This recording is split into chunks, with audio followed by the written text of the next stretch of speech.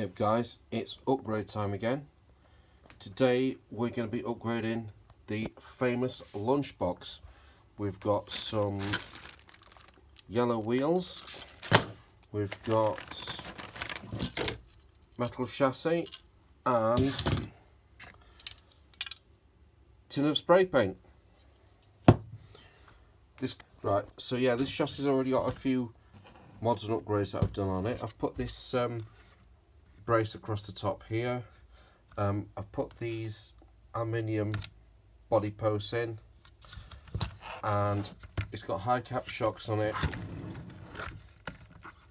They're nice and smooth, and it's got this additional brace on the rear suspension for mounting the bottom of the rear suspension here. Oh yeah, it's also got a bit of a faster motor in it as well, a modified motor. So the idea of this chassis is to try and make it more stable, give it a bit more weight for the suspension to work a bit better. I'm going to put softer springs on and thinner oil in the shocks. I'm going to see if I can fit that fifth shock upgrade on the inside of the gearbox there to stop it flapping about when you accelerate. Might be able to do something with that to mount it on there somehow.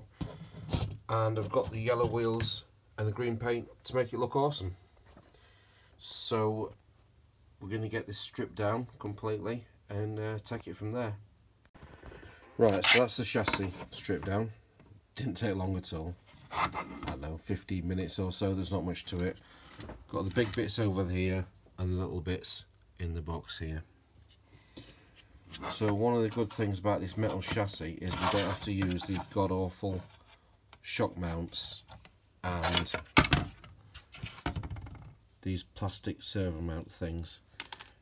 So it already comes with a built-in metal servo mount there and two different positions at the front and at the rear for your shock mounts.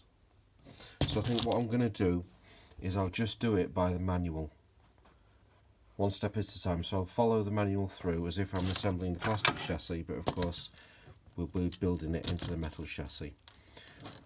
It's got some screws with it that looks like we'll be able to use. These, obviously the chassis is threaded with metric threads, so the plastic self-tappers from the Tamiya kit are going to be no good.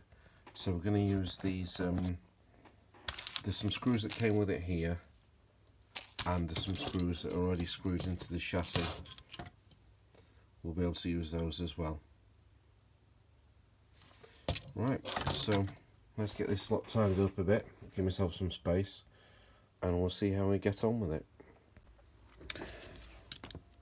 Alright, so part one in the manual is putting this servo saver onto the servo here. We're going to upgrade the servo slightly for a bit of a better servo, a bit of a quicker one and a stronger one, and we're going to put a metal servo saver on that's a bit longer than this. That'll hopefully give it a bit more steering. One thing about the Lunchbox is it's got a pathetic steering angle on it, so we're just going to see what we can do to improve that without spending a fortune on upgrades. So we've got JX 20 kilo servo here that's going to go on, and metal servo saver. You can see it's just a bit longer than the kit one, so we're going to put that on. There we go then. That's our little ball joints fitted on there. I've tested them with the existing links, and they fit over there fine. They're a good fit on there. Next is to put the little alloy upgraded body mounts onto the metal chassis. There's 4 screws here, 1, 2, 3, 4 that will do for those. So I'm going to get them fitted now. Okay, so that's the servo mounted in there now. It was a bit trickier than I thought. What I had to do was take off the servo horn and take out this bar that runs across there so I could get the servo in. I had to put the servo in from the back, put it in that way, and then unfortunately the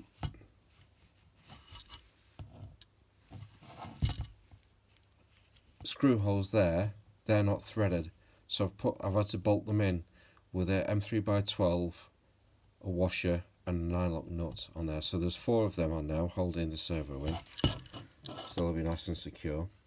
Bit tricky to get it in, but once it's in, it's very solid, nice and secure, and it looks awesome. So I'm going to pop this bar back in and go on to the next page of the manual. Okay, so the next stage in the manual was to fit the electrics in. I've left that for now because I want to, I might make up a plate for the bottom there. It looks a bit open, not really any surfaces for mounting the electrics to, so I might make a plate out of carbon fibre or some plastic sheeting or something, just put it in the bottom there, and that'll give me plenty of space to mount my electrics.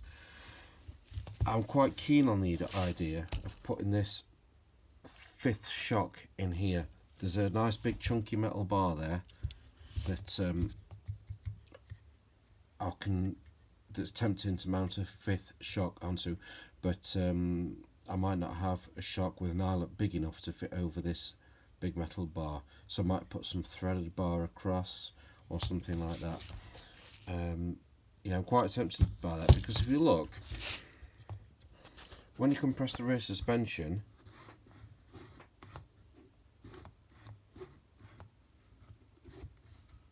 the springs don't actually move that much, and the gearbox rotates upwards against those little springs inside the inside these bits here. So these springs move up and down. This bar across the back of the front of the gearbox moves up and down inside these runners here, and it's as if the shocks don't really do much. So when I brace this here, hopefully these shocks will have more effect. Yeah, it'll work more like that, you see. But I do need to soften these springs and put some thinner oil in as well. So yeah, it looks very tempting to try and put a shock in there, so that's what I'm going to try and do. So I'll get back to you, let you know how I get on. Now I've got some good news.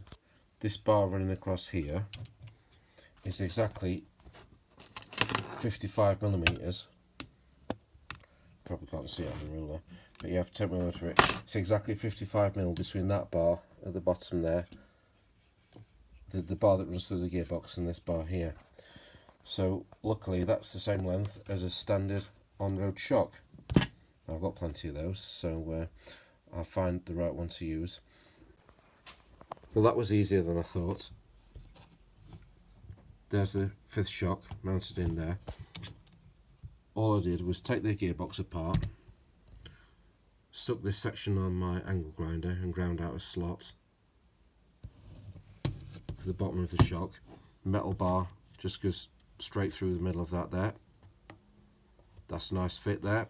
And this shock I've used, it's got a 5mm eyelet in the top.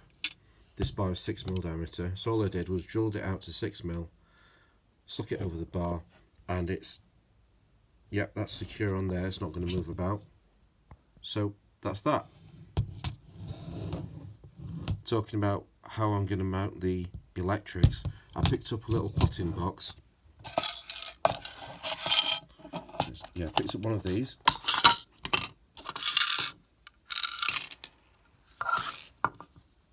It's going to be handy for putting the electrics in there.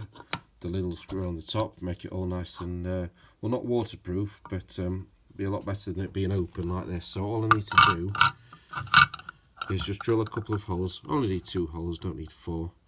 I'll just drill a couple of holes in that and mount it through from the bottom, and I'll just countersink the holes in here to stop it rubbing on the battery.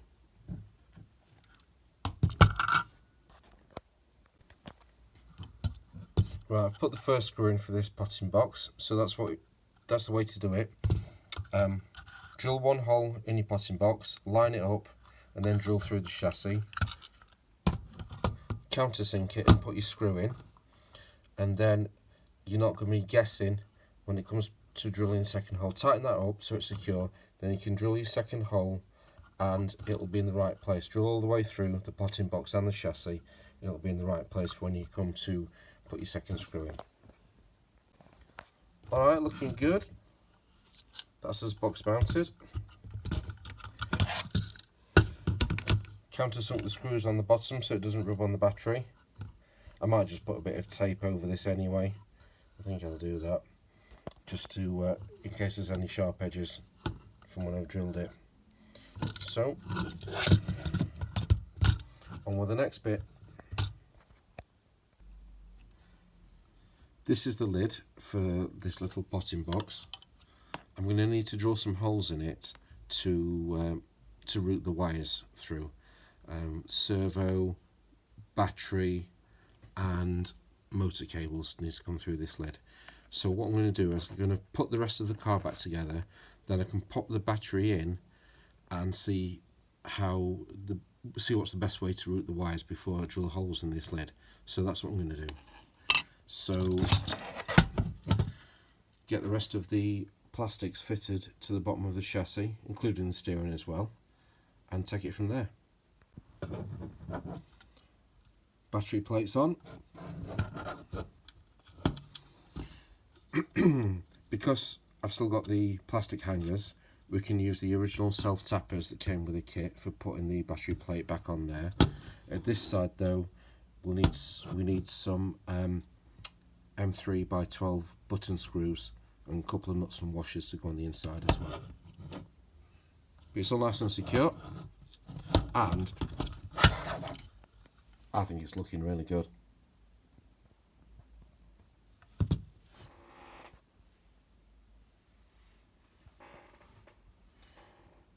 Yeah, making good progress there.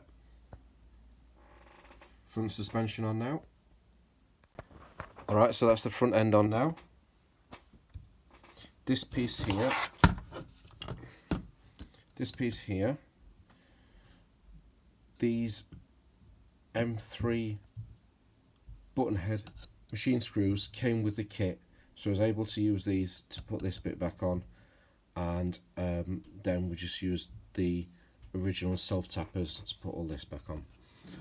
So there we go, that's the front end on there. Got my new servo on there and the slightly bigger aluminium servo horn in there. Now what's happening unfortunately is because of the length of the servo horn, the steering links are interfering with the wishbones. Not on this side so much, but on this side where the longer link is, it's interfering with the wishbone in there. And what that's causing is a different amount of droop on the arms. Now, as you look at it, the right hand side is drooping down more than the left hand side. What I'm going to do to try and fix that is I'm going to put some posts on the steering hubs here. I'm going to put some little posts on there to raise the steering link, and we'll see if that stops the links from interfering with the suspension arms with the wishbones. I've had a dig through my spares, managed to find these standoffs here. They're 10mm long, and these metal links for the ends of the steering arms. So that's on there, on that side as well. So you can see now that the droop is the same on both sides, and the steering link doesn't interfere with the arms inside there. So that's that sorted. Going to get the bumper on it. Bumper, and I've got these hubs to put on for the wheels as well, and I've got some new wheels and tyres.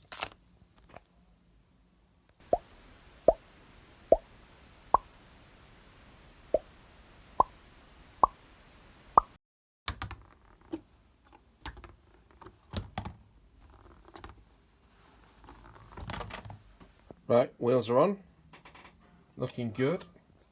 I'm well impressed with this chassis. It feels completely solid, it's rock solid compared to that plastic chassis that was on it before. Very happy with it. Everything's fitted together properly. Didn't have to do any modifying or fiddling or fettling to get everything to fit. So really happy with it. The suspension, let me show you. Still a bit stiff, but it does work properly now. It doesn't flap up and down at the front.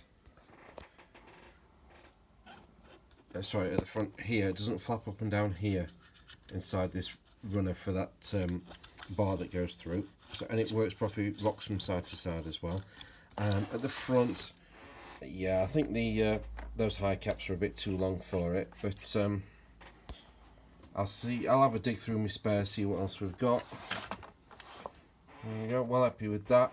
Next thing to do is the electrics. They're going in that potting box. I've got a ESC receiver, and that's it. That's all that needs to go in there. Like I said, I've got the lid. I just need to figure out where the wires are going to go. I've got a light kit as well on the body shell, so I need to figure out where the wires are going to go for that. Probably put a switch on the light kit as well. So we'll take it from there. Alright, I'll let you know how we get on. Right, electrics are in. Tucked in nicely inside this little box here. Still got a little bit of tidying to do with the wires. So we've got a servo wire in there, antenna, that's the wire from your lights, and we've got to find somewhere to put the switch. I'll probably just tie wrap it to the chassis. Then we've got motor wire, battery wire here. So it's all nice and neat. The servo horn on there, you can see that inside there, that blue one, that's definitely made a difference to the steering, look. I'm going to use my other hand.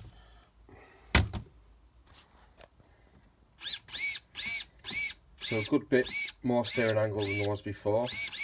And that servo, just a budget servo, but it's spot on for the Lunchbox. Suspension has done what I wanted, so just the rear springs move now and the front of the gearbox don't flap around inside those slots. Front suspension feels nice as well. So next is the body shell. We're going to get that painted up, and yeah, I'm sure it's going to be awesome. Right, that's the body shell ready for painting. There's sand in it, but it's very soft, this plastic. Even though it's quite tough, it's really soft when it comes to trying to sand it. So I've just gone over it with some wire wool to key it up. It's going to get a couple of coats of white primer. Then we'll go over it with this nice green paint. Should make it nice and bright, and we'll stick some lacquer over that as well when it's hardened. So first is the primer.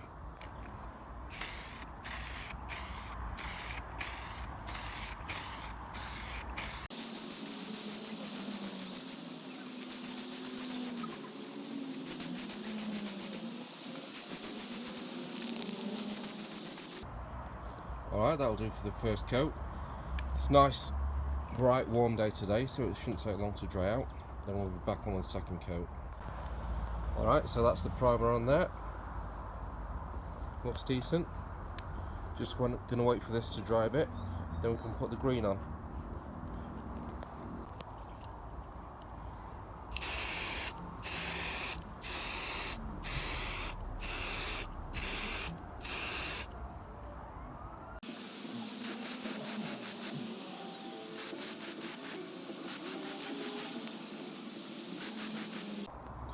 Right, that's 2 coats of the green on. Brighter than I expected, but it's going to look really good, this. It's very translucent, this paint, so it's going to take a few coats to do. Maybe like 3, 4, 5 coats, something like that. Probably 5 coats on. I'll keep the coats nice and light so it doesn't run. So that's it for now. I'm going to let it dry out and bring it back inside because it looks like rain. So that's it for today. I'll bring you back when it's done. Right then, there she is, all back together. We're going to leave it here for today. Video's gone on for long enough. So join me in part 2, where I'm going to show you how I've sorted these shocks out, and we'll get some decent running footage in there as well. So thanks for watching. If you like this video, you know what to do.